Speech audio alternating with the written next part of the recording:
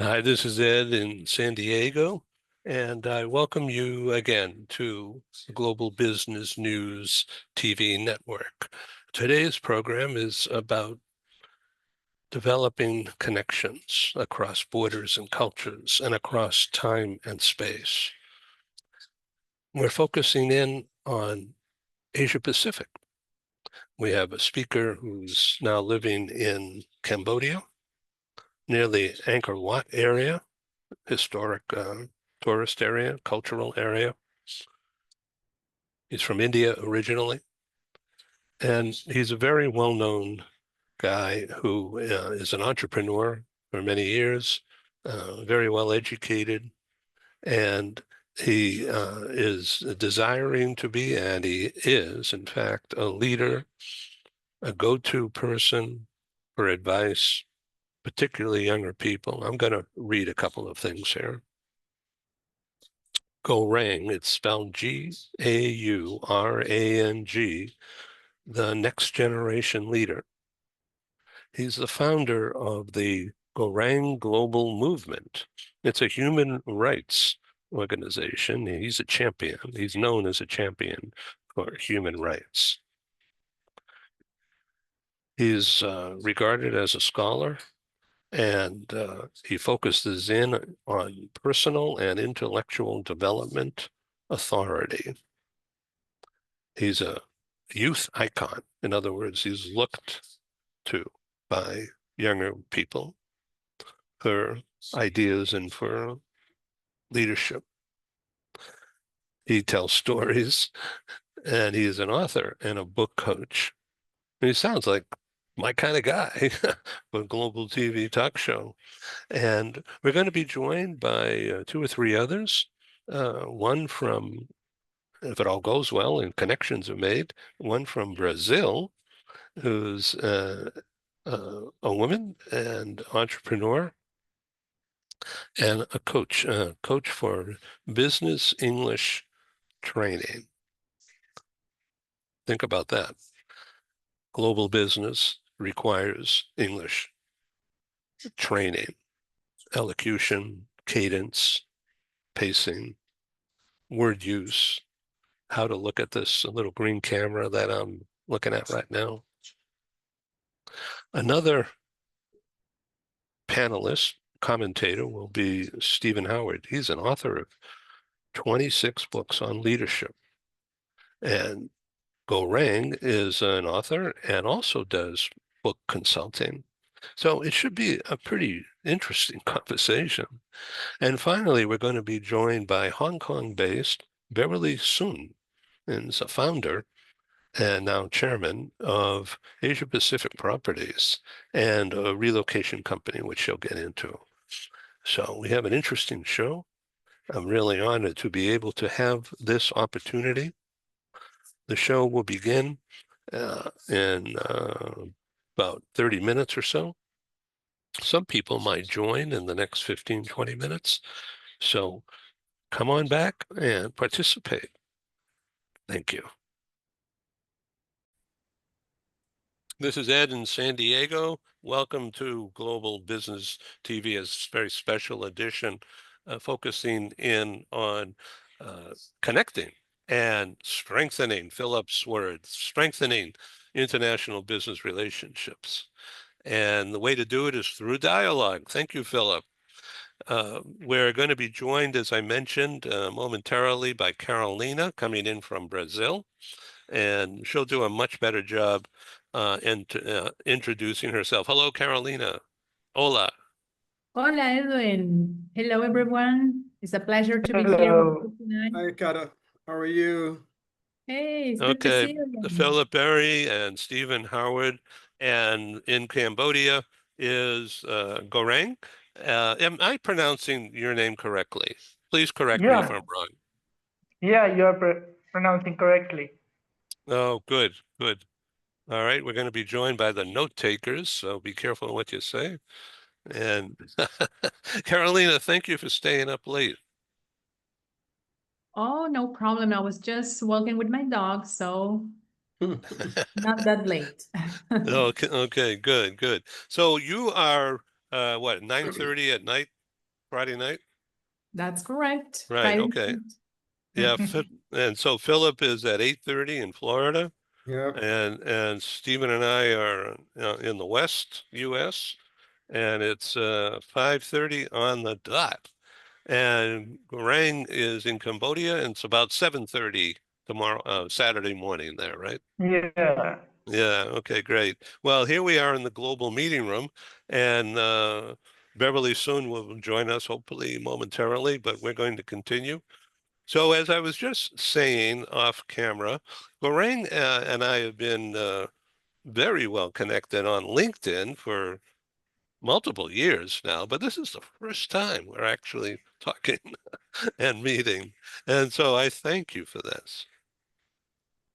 Pleasure is all mine. It has been second time. One time I had an interview.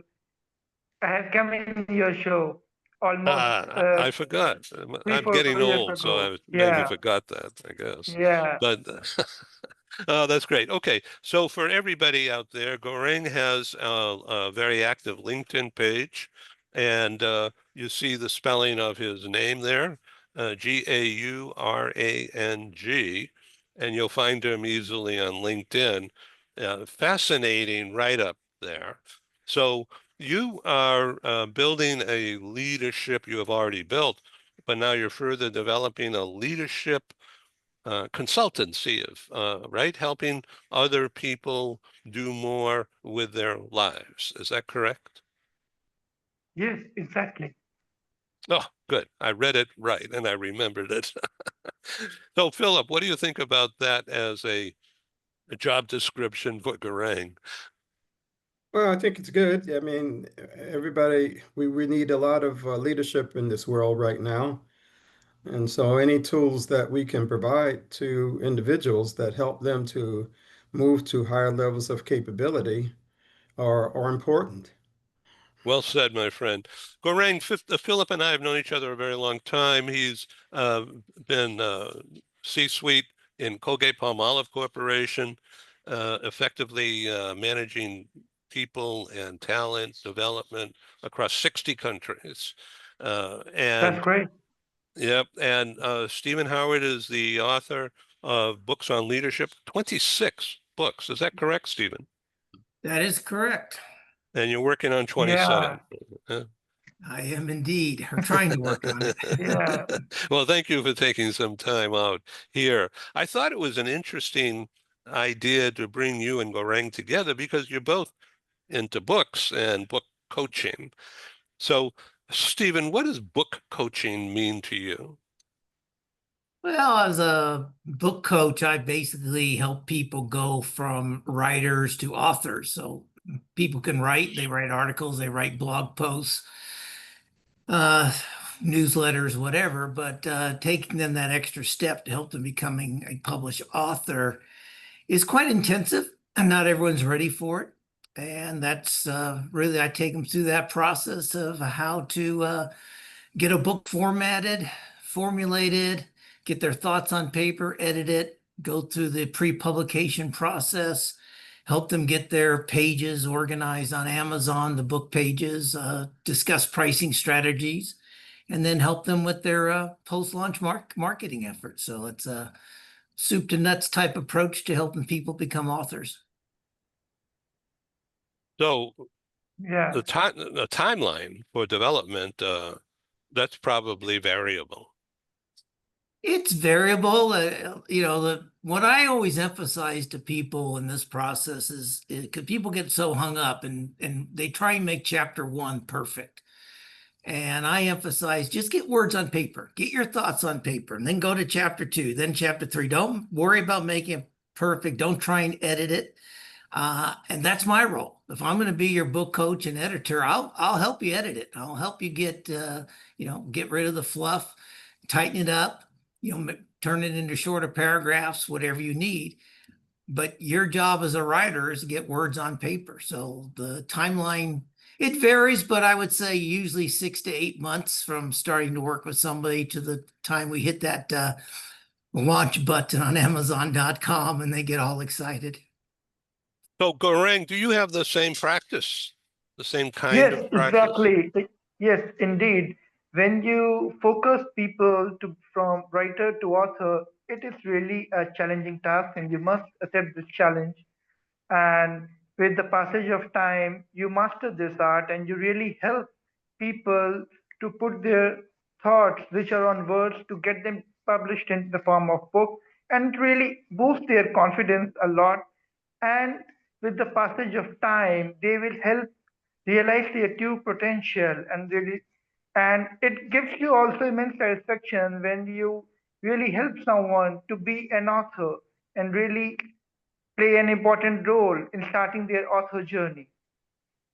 At Interesting. individual level, first of all, at individual level, I would like to say that whenever you help someone in writing their book, they need your help. And it doesn't mean that when they are already established author, they don't need your help. Even established author needs book coaches to get that extra edge in their book and their writing skills that make them a profitable author, and they really think that they are really leading by example. So, Gaurang, Yes. when you get a client, and I guess a client's the right word, about a book, do you give them a test first to understand their capability of expression? I just let them allow to write whatever they want to allow. Do they have any topic in their mind on what idea they want to write the book? Some want to write on poetry, some are good in writing poetry, some have an idea but don't know how to organize that idea in the form of book. I really help them understand what their nature is all about and how they can really become the author of their dreams.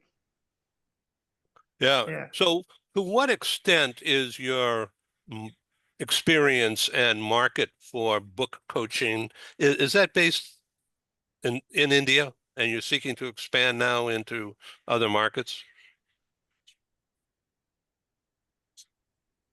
My book coaching has been now, as I'm in Cambodia, I really help people from all around the world to get published and get their books on Amazon, even on different platforms other than Amazon, in whichever they are interested. And uh, right from the publishing to get their published in the form of ebook, paperback, hardcover, I help them get all at one place on different platforms and both in their at their doorstep. Right. Philip, would you like to comment? No, it sounds like a very good process. That's great. Okay.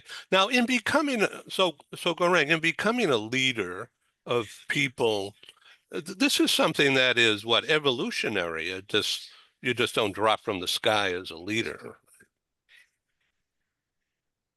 Uh, when you just help others to become a leader, and you really impart those leadership skills in them which we really need in order to get their leadership style be known to the at world level, because there are different stages of leadership, and when you are going to understand of which styles suits you the best, you just lead by example in that particular field. I see. Okay, Carolina, would you like to ask a question, make a comment? Very interesting. All the comments. I always learn so much from being here. These meetings that Ed creates, these moments he creates for us are so, for me, so transforming. I learned so much. Guys, from what Steven said, really important alignment, right? With my mentees, where I teach English to them and I help them sometimes relocate to other countries and adapt to the culture. Alignment on what are the priorities is so important. And I see how you do that in your areas too, right? With the books, like organizing the ideas. I think this is very important for us in life to have coach and to have someone that guide us. Gaurang, boosting confidence of people. I love it. I think this is so important. and it cannot be done by a machine, cannot be done by AI, right? So Yeah. that's why we need human talent and people talking to people. So thank you Yes, so much for definitely. doing this. Pleasure is all mine. Thank you. And I completely agree that AI can never replace human beings because humans have created AI. AI cannot replace humans. It can always be used for betterment to help everyone to live better, help everyone to get the maximum use of AI. And it can only be done when we are going to master AI and never let AI to master us. Absolutely. So, Yeah. Carolina, why don't you tell us and the people here again about your ambition, your focus now on helping Brazilians learn more about speaking American business language. So I'm located in Brazil, where the population that is able to speak in English is 1%. Oh So my. from millions. Okay. Yeah, so in a world where we have so many opportunities, more and more to work globally connected, and for people here, right, excellent professionals to have the opportunity to um, work for other countries, other companies to extend their networking. Speaking in English is a very powerful tool. Myself, I was in the situation many years ago where I went to live abroad. I went to live in the United States with no English at all. I couldn't order my food, couldn't pick up the phone. So I found the barrier of language like a shock, and that helped me to overcome this. And then it became a passion for me to help people to be able to do this. But of course, it's not only the language, right? As GAURANG said, boosting the confidence of someone that is talking a second language, speaking, living in a second language. There's so much that they need to learn before moving to another country or working with other cultures. And this is what I try to share during our trainings from experience and from what I learned from you guys. That's why it's so important for me to be here and learn from you too. We were learning from you. So that video that you posted yesterday that I looked at early this morning was really well done, by the way. That short video about cadence and about presence and about the choice of words. Would you like to Yes. comment on that? One of the mistakes I did, and many people, when we are learning second language, they think that speaking quickly or fast is going to be better, or we're going to sound better, when actually given time and slowing down, and this is taken in our favor, just the pace and the cadence, I think the message goes through in a different way. And the moment we can understand this, and students can understand this, they can relax and, communicate in a better way too. Philip. I was surprised that you said that only, if I heard you correctly, that only 1% of the population understand or speak English in Brazil. Is that what you're saying? 1% is fluent, 5%, 5% they can understand, they can kind of communicate, but 1% is really fluent. And what percent would you say understand or speak or fluent in Spanish also? Oh, that's a good question. I haven't checked. Yeah, I mean, I've been to Brazil several times, and I had when when I was the VP of Human Resources for Latin America, and I had a very large organization of HR people in Brazil, in Sao Paulo, and mostly. but I mean, all of them spoke, not all of them, but more than half of them spoke English. So we must have hired, we were overrepresented in terms of English speaking people there. So that's unusual. Well, that's the other fact. Most of these people is located in São Paulo or nearby, where the big companies are, the people that Yeah. speak English. Yeah. But I think that the work that you do is very important because it's when I think about cultural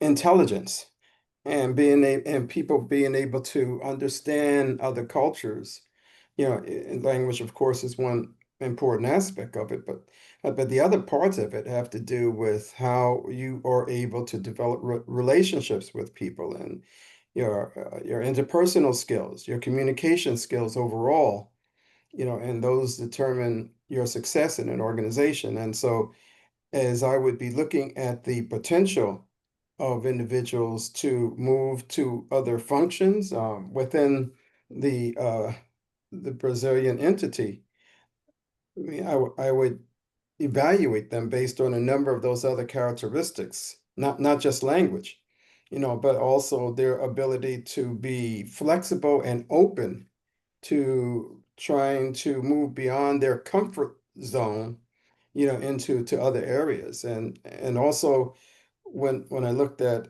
being able to move them into international assignments, like out of Brazil to other parts of Latin America, and not only Latin America, but also to other parts of the world, like, for example, moving them to Eastern Europe or moving them to Asia or moving them to Turkey.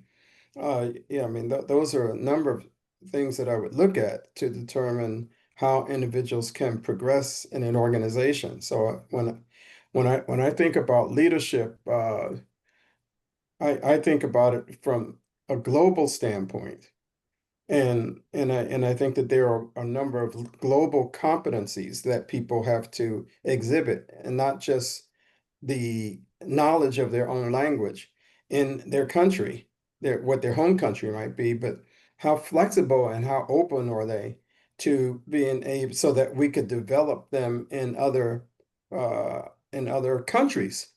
And so are they able to show a demonstration of understanding the market and understanding consumers and understanding the products and how you have to uh, market and sell a product in other parts of the world. And so are there some other capabilities that a person would have that would enable them to move in those areas? So to me, I think that the whole notion, the difficulty I think with the United States is that we only look at things from through this US lens of what we consider to be leadership. Now, so if a person exhibits these capabilities, then he or she is a leader. And so, I'm interested in understanding, especially Gaurang, also from you, understanding when you think about leadership, how do you think about it on a global level? You've moved from India to Cambodia. My assumption is you've worked in other places. How do you think about that? Yes, indeed. When you are going to take leadership at global level, you naturally boost lot of confidence and change lot of lives all around the world. And you set an example for others that yes, you can definitely lead by example and also help others to lead by example in the journey of life. And for many people, you really set a role model that yes, uh, because I personally believe that when you are going to live with a vision and have a particular goal in your life, you definitely lead by example with the passage of time, and people can really understand and realize it with your career journey. And when you see your life journey, they really understand that really the person have really adapted a lot of things, and he's really able to lead in such a way that he can inspire the world and the people around us. And that's what I particularly feel, that leadership by example is the best kind of leadership because leadership always demonstrates example in front of others and always help others to inspire to identify the leader in them and identify their niche that at what level they can recognize their potential and they can really help the world around them to become better. Mhm. That's what I believe. Thanks for asking beautiful question. Yeah. Stephen? Great thoughts. So Go ahead, Gaurang. yeah, I was going to say, great thoughts. I would add one thing to what Gaurang and Philip are talking there. I mean, leadership by example is a great concept.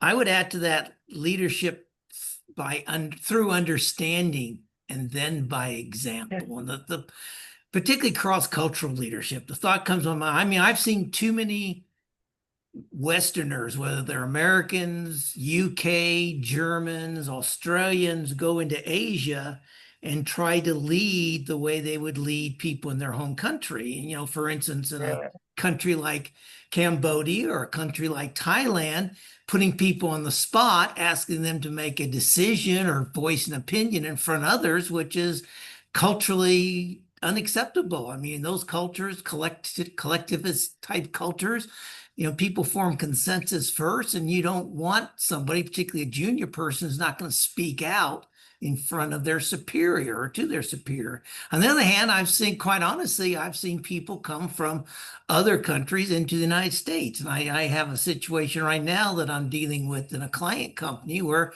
a gentleman born and raised in India, a very hierarchical country, and he has kind of very hierarchical examples of leadership, came into a new organization and on day one basically says, I'm the boss, you're going to do it my way.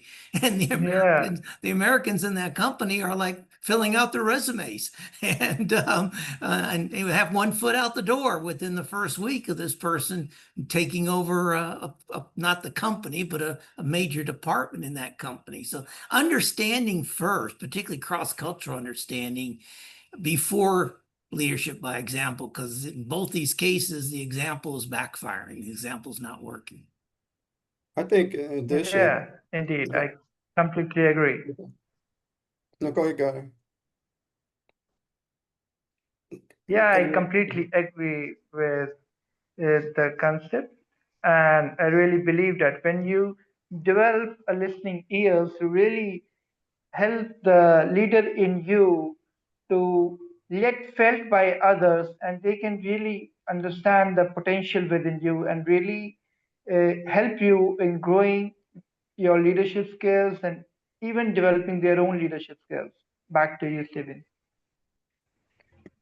yeah, yeah, I think in addition that when I look at the model that people would use, if one is going to be using developing uh, an example that they want to model from the standpoint of the behaviors that they would like to see in others, especially um, because I feel that leaders are individuals who are able to build other leaders. They aren't just individuals Yes. who are able to just control others, to dictate to others, to say, do it my way, as opposed to finding even another way, that would go beyond what I mean, one has to build in any organization that you're in, you have to build a leadership model that is going to take the organization to the next level. And so too frequent, one of the things that's so disappointing right now for me, yeah, is seeing that the model that is being developed uh, in uh, in many parts of the United States are not examples that would be worthy of emulation on a global basis from the standpoint of the values and the behaviors that we want people to have. That it's just not, I think that we have, as organizations, we have gone through a paradigm shift to know that there is a better way, that the psychology of understanding what works with people and how people can function better is at a whole different level than what we're seeing now. Yeah, and so it's very disappointing to see that. So Yeah. therefore, I think that it's about having values that are worthy of emulation and worthy of duplicating in other areas, not just showing it as one example, like this is the way I say do it because I say that this is the way to do it, and therefore you should do it. As, and especially if that's, I mean, matter of fact, if I would take the last example, if I understood, if I take a seed of that what Stephen was talking about, where you have an individual who is putting forth a model, to say, well, my way or the highway, as I'm simplifying that, but do it this Mm. way, as opposed to helping people to find another way that is worthy of emulation, that is worthy of being able to say that this is the best that we can have. It's not just this is the one that we have, but this is the best that we can bring forth. Stephen? Yeah, it's not just, yeah, I totally agree, Philip. And in addition to the behavior, I read a story today. It's going to shock the heck out of you. So sometimes it's the unknown behaviors we live in a world where everything becomes accessible and public. I read a story today about a CEO at a company, fairly, I guess, fairly smallish, probably less than 200 employees type company, who announced that raises and bonuses were off the table this year. It's a tough year. It's an uncertain year, economic uncertainty, not sure what's happening. And so, and everyone kind of accepted that, realized that it was tough and it was, being applied to everybody, it was accepted until a month later when they checked a board filing that showed that CEO had paid himself a $100,000 retention bonus. Wow. For staying with the company. He paid himself a $100,000 bonus. And you can imagine, apparently, according to the article, within 6 months, half of the department left, half the team left. Yeah. Yeah. So that's it. That's behavior. I just want to emphasize, it's not just what Philip's talking about. I presume it's more about the way you interact with people, the behavior, the ethics, the interactions you have with people, but it's also the things you do. So it's not just my way or the highway, but it's also if you don't walk the talk, if you don't do things like you tell others that they have to do, it's going to be public. So this just surprised, shocked me when I read that article today. So ethics, culture, it's supreme. Yeah, that's it. So Philip, I would guess that from in your world, that's like a no-brainer. But of course, there are lots of instances where there are people who are rude or bullies or thieves, but not in your world, though. So Gaurang, is this unusual in your background, in your world, this kind of behavior, or is it just an American phenomenon? No, honestly, when you're going to see at global level, yes, these kind of things happen, and it's not unusual. Really, the person who is in command take advantage of the position, and yes, it can be seen in different parts of the world. And I have also seen many scenarios like this when the leadership has become the way of getting personal gains, and the team has totally adversely affected due to rigidness of leader. Because uh, I believe a leader is one that takes along the other people and really value their opinions in order to form a better team. But when you have a democratic type of leadership and dictator type of leadership, the team pays the price. Adversely, the team pays the price. And I have seen in many cases, a leader should always be flexible. Without flexibility, there is no leadership, what I personally believe. Yeah. You know, Ganesh, another thing I'd like to get your viewpoints on, with based on the countries that you're in and where you've come from. I come from a philosophical and value system that values the distinct differences and talents that individuals bring, even because of the fact that they're different from others. I value the role of women in an organization where many organizations aren't thinking about the value of that women can bring. I value when you look at um, all of the countries, many, not all, but many of the countries around the world, where they are bringing in different immigrants and trying to develop immigrants in those in those places, and and also the diverse populations that they might have, which can be of Asian background, which can be of Spanish background, which can be of African American background, or something like that. Those are differences. Like if I look at the history of the United States, which brought in immigrants, it started as a country of immigrants moving from Germany, moving from England and Italy, and then also individuals of Jewish background who came to the country, and then their first, second, and third generation were individuals who brought those distinct differences. And even now, when I look at the fact that there are immigrants from large sections of Latin America that are saying that there's a dream that they can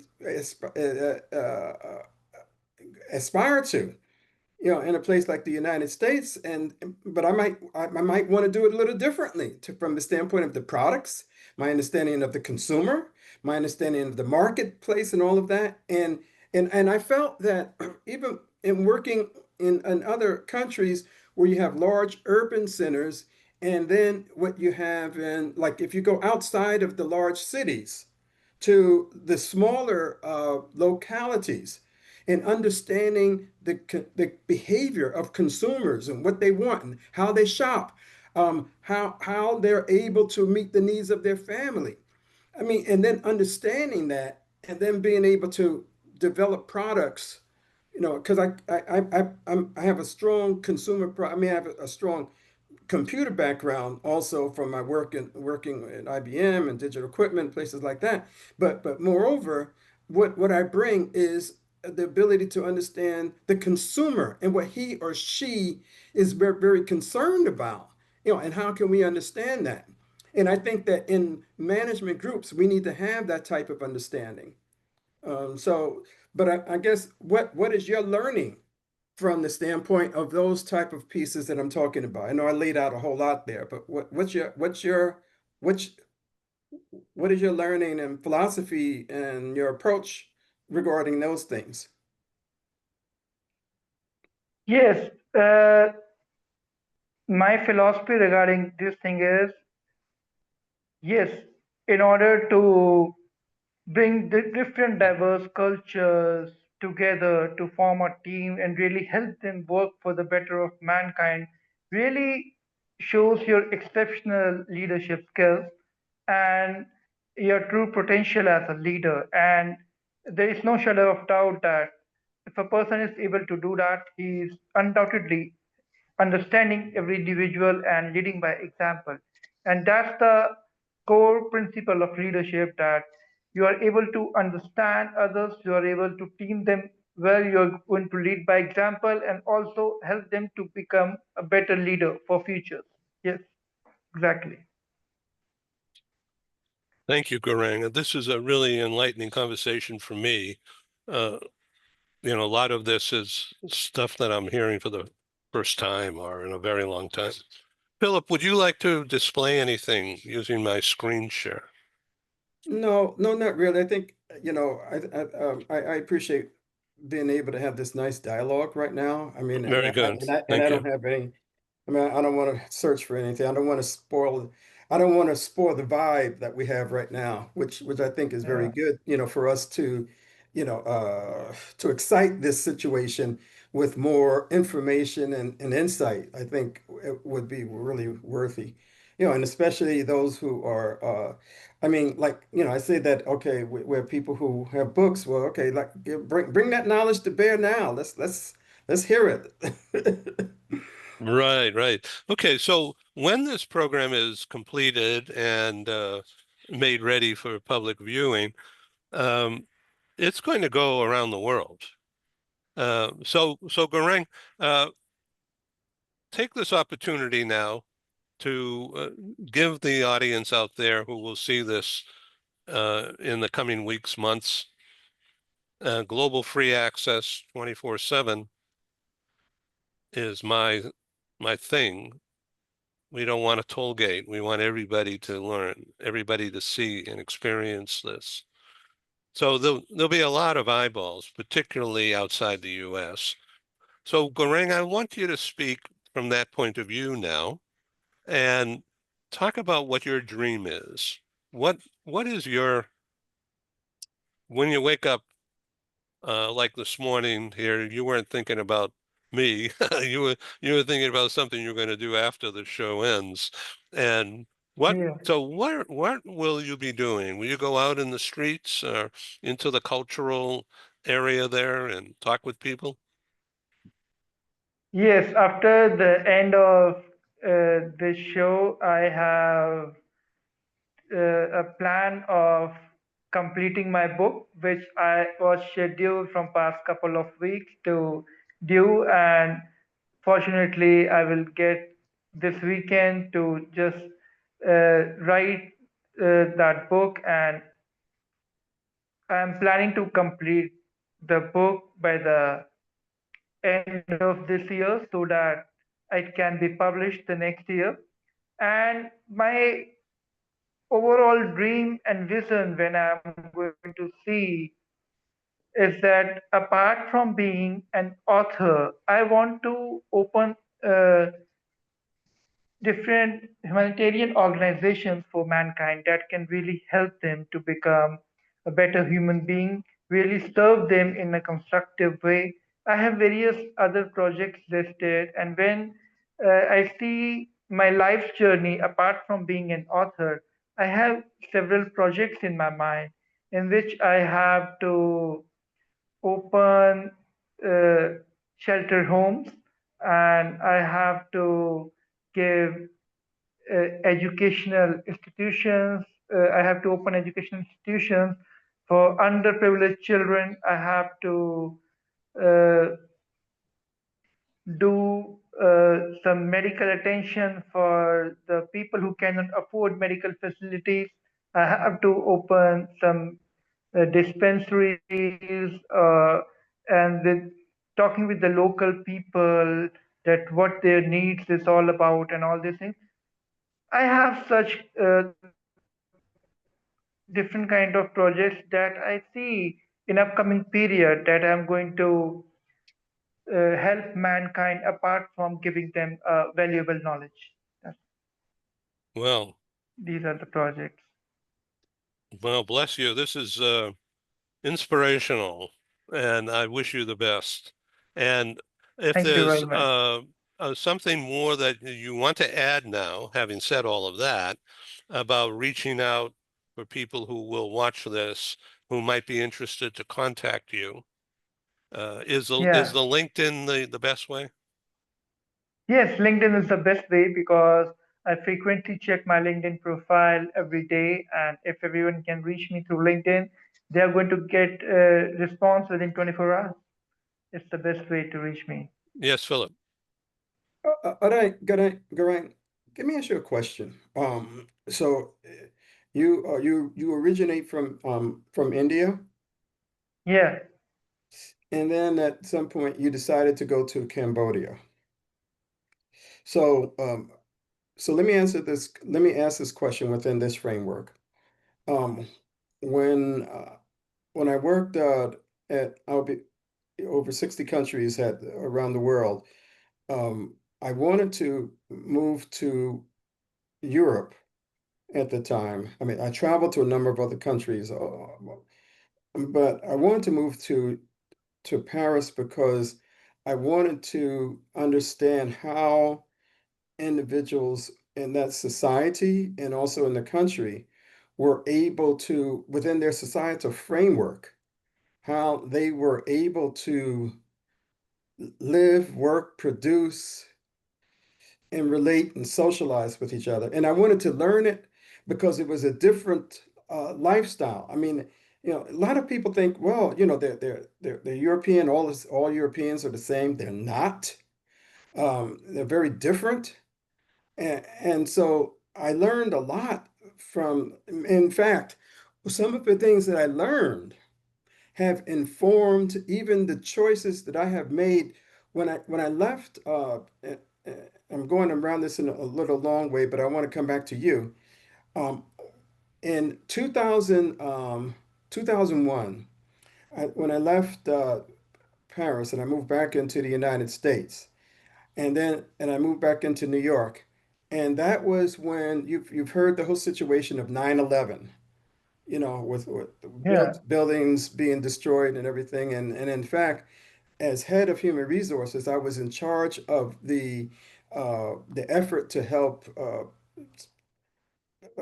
people. We didn't know what was going to happen, in fact. I mean, like, as the day, it was a beautiful day, in fact. The weather was nice.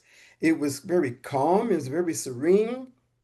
It's like one of those days that you like to have, and no matter where you are.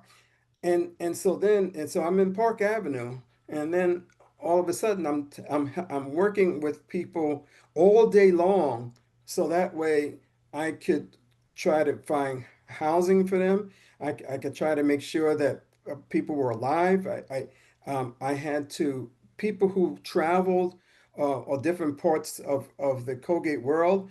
I would tell people, look, when you have your plane coming back, have your plane stop off in Germany or in the UK, not in the US, because we don't know if there's a place where your plane can land. I mean, that was how uncertain the world was at that particular time.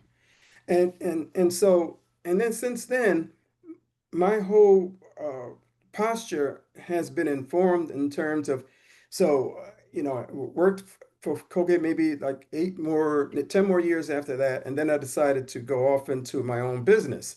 And so it informed my life. Like, I like some of the things that you're talking about in terms of how you want to help and give back. That experience that I had in France was something that certainly informed how I looked at my life, and also how my children and the grandchildren look at their life. So tell me, why Cambodia for you? That's where I'm going. That's where I'm going. Yeah, before Cambodia, I was in Thailand. Last year in 2024, I volunteered in an organization in Thailand for near about 7 months. And I get an opportunity to come to Cambodia from Thailand in 2025 January. And I was able to spend here a couple of weeks.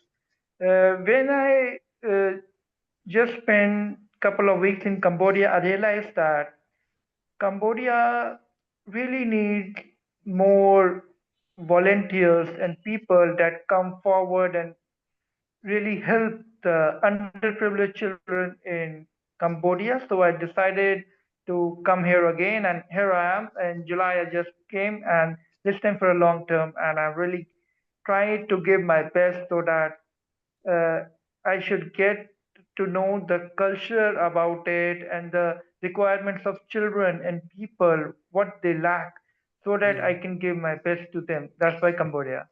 No, that's Yeah. great. I mean, my visit in Chiang Mai was really definitely, in Thailand also was a wonderful, enlightening experience. In fact, if Yeah. if you looked at, I have a number of Buddhas all around my house here, where, because the thought process has been one that has really helped me to shape, my own views of people and the world and thought. So anyway. So, Stephen, you lived in Singapore a long time Uh, and other places. yeah, Singapore for 21 years.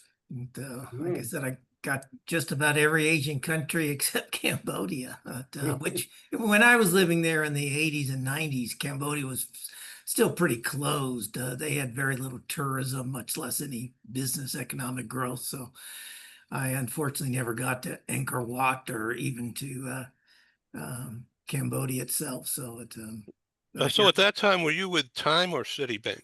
both. I was with Uh-huh. first with Time Magazine. Well, first with Texas Instruments, then with Time Magazine, and then with Air Lanka for a year, and then with Citibank. Yeah, in marketing, right? Yes, yeah. Right. Marketing and sales. Yeah. So did each country have its own culture Oh, cup? oh yeah. I mean, Yeah. they're all like what Philip said about Europe is probably doubly or triply true for Asia. Yeah. Every culture and within many countries, there's multiple countries. India itself. I mean, northern India and southern India have very different cultures, very different food, different religious practices. So yeah. Yeah, very different. Same thing in Indonesia. I mean, Indonesia, which is one of the world's largest Muslim populations, has the famous island of Bali, which is Hindu, which a Hindu is Indian spirituality. So again, great differences. Yeah. So Carolina, in northern Brazil, you're in northeast Brazil, is that right? Yes, yes. I am more to the south in Balneário Camboriú. I don't know where that is. So tell me. Well, here I live near to the beach. Here is a more it's very similar to San Diego, I think, the atmosphere around here. But I was just remembering how we have in these different cultures in different countries, how we do have the same in companies, like microcultures within the company, right? Sometimes we think, oh my gosh, it's about learning about other, languages and other cultures. Of course, it's important, but within the same country, we have so many cultures inside the company too. Like people from IT is so different from people from sales department.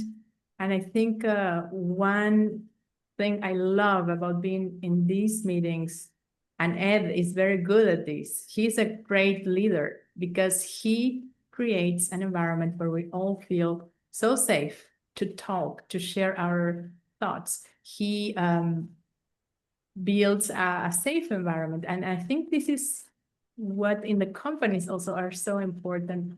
And anyway, I just wanted to say that. Well, thank you. Thank you. Well, it's I love what I do. This isn't really work, but of course it is. But I just get so much learning from doing this that it's a delight. Thank you for being there.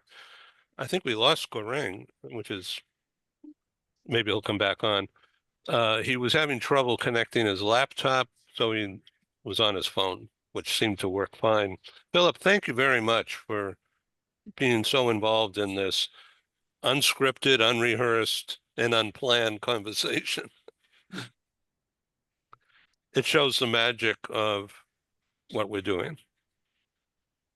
Well, that's why I enjoy it. I mean, as Catalina is saying, throughout the years that we've known each other, 20 plus, 25, I don't know. And I think what I enjoy is that your ability to bring together a very interesting, diverse group of Yep, people and he's back.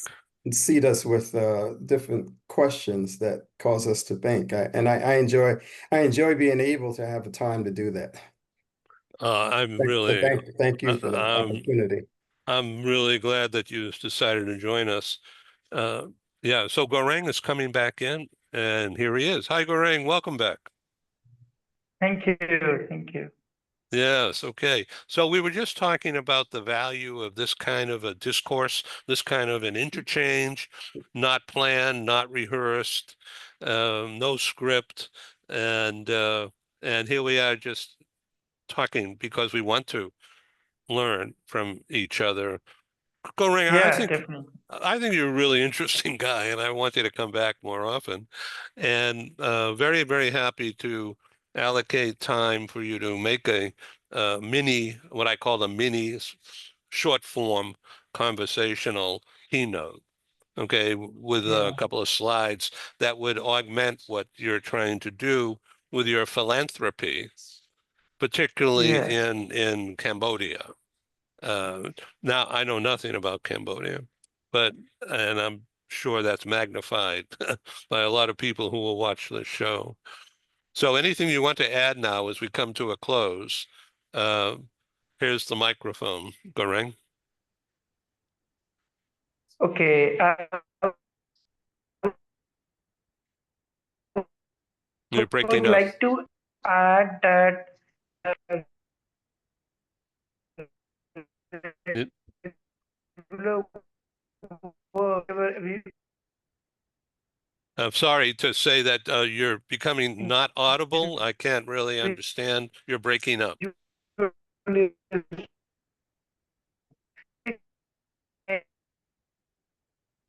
Yeah, I'm sorry. We're not able to hear. to dog line. Really, Yeah, well, No. yeah, maybe he'll come back on. Um, so I thank you, people, and nice conversation. And oh, he's coming back. So yeah, yeah, you were breaking up so bad. I'm glad you jumped off and now you're back.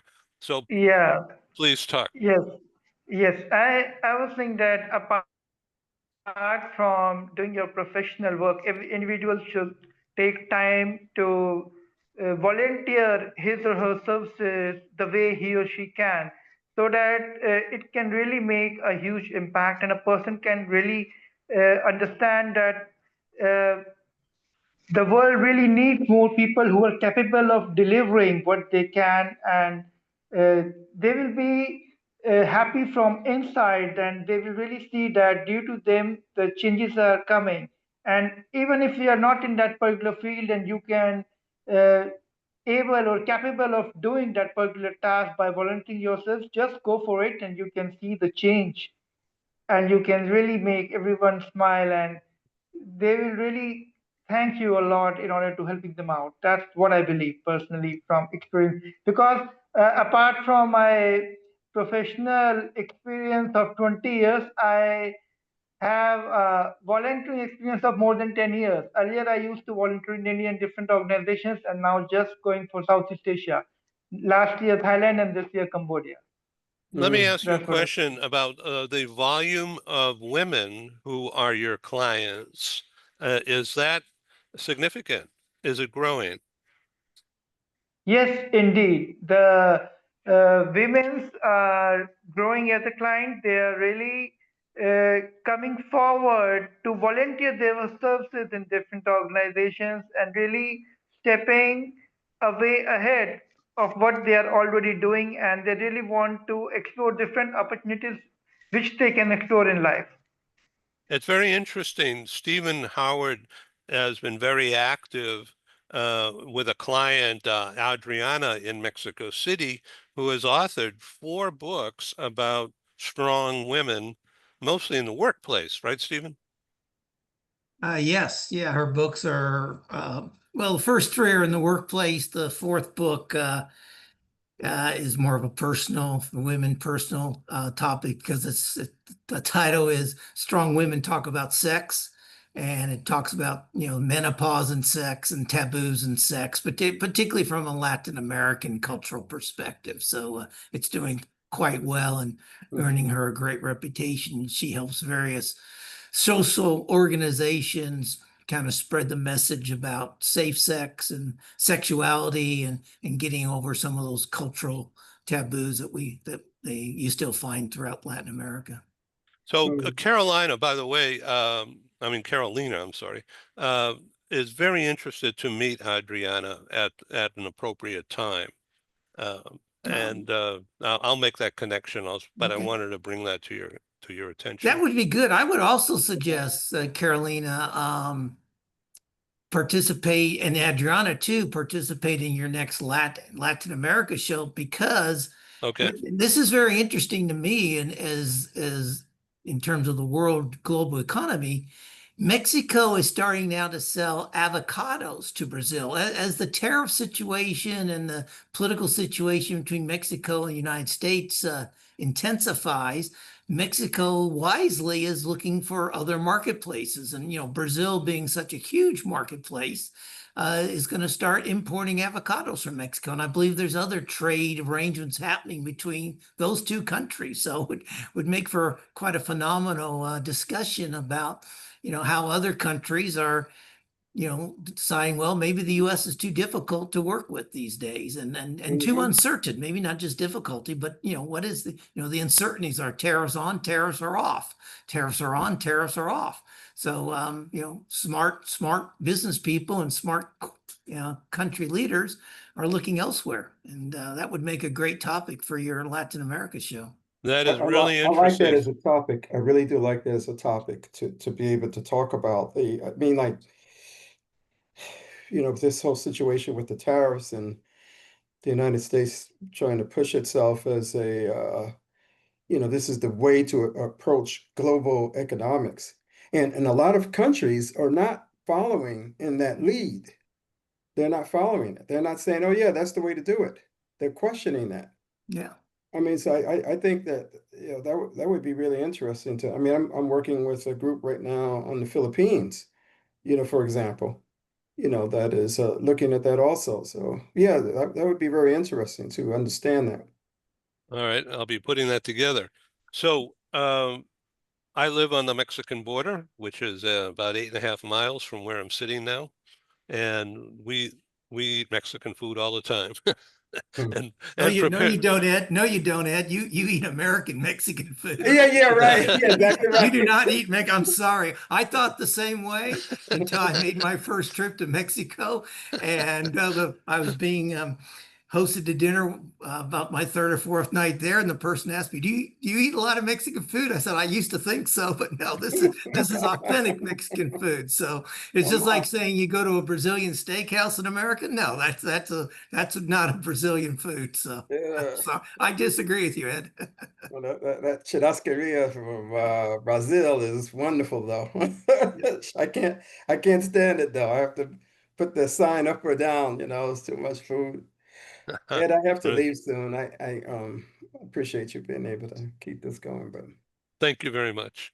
Okay, let's close it. Thank you. You'll all get a copy of the video and the audio, and whatever notes come from this with the note takers. Thank you for being on Global TV Talk Show. Please come back and introduce this show concept to a colleague or a friend, and let's get them to join us at a future show. No Thank you toll very gate, much. no registration fee. It's open. No tariffs. No yeah, tariffs. right. Okay. Have a great weekend, everybody. Okay, you too, Yeah. everybody. Take care. Have a Adios. great weekend. Thank you very much. Thank you, Adios. guys. Bye-bye. Bye-bye. Thank Bye, you. Carolina. Bye-bye. Bye-bye, everyone. Thank Take you. care. Bye-bye. Thank you. Thank you, GAURANG. Thank you very much. Thank you. Nice to Have a meet you. great weekend. Thank you. Same here. Thank you very much. Thank you.